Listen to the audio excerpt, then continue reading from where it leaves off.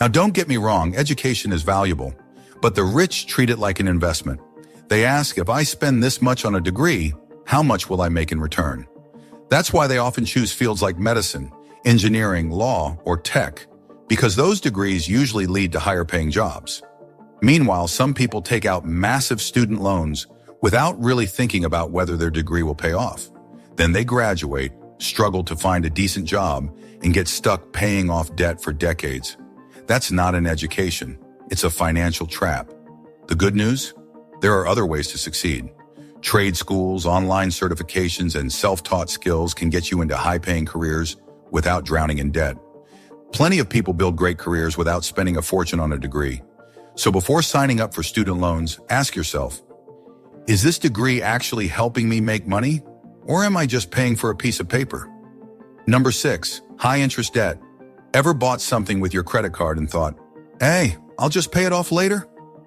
Feels harmless, right? But here's where it gets sneaky. Credit card debt grows fast, and before you know it, you're stuck paying way more than what you originally spent. Let's say you put $5,000 on a credit card with a 20% interest rate.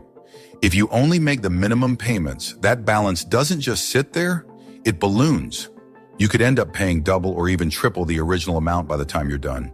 That's like buying a $1,000 phone and eventually paying $2,500 for it. Now, here's how rich people see debt differently. They don't use credit cards to buy things they can't afford. They use debt as a tool. They borrow money to invest in things that make them more money, like real estate or businesses. It's like using a fishing net instead of a fishing rod.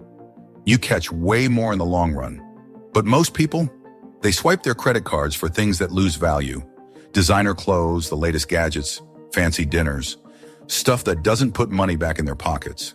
And that's how the cycle starts. Spend, borrow, repeat, until you're working just to pay off old purchases.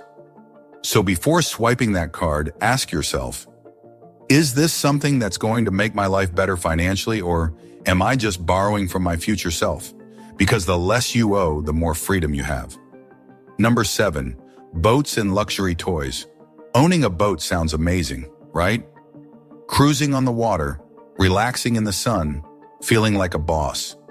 But here's what nobody tells you. Boats are like big, expensive pets. They need constant care, and they cost a fortune even when you're not using them. There's an old joke among boat owners. The 2 best days of owning a boat are the day you buy it and the day you sell it. And it's kind of true. The price tag is just the beginning. After that, you've got maintenance, docking fees, insurance, fuel, and storage, all adding up to thousands of dollars a year. And unlike a house or a classic car, a boat doesn't go up in value. It depreciates fast, like a car but on water. Rich people, they don't sink money into something they'll only use a few weekends a year.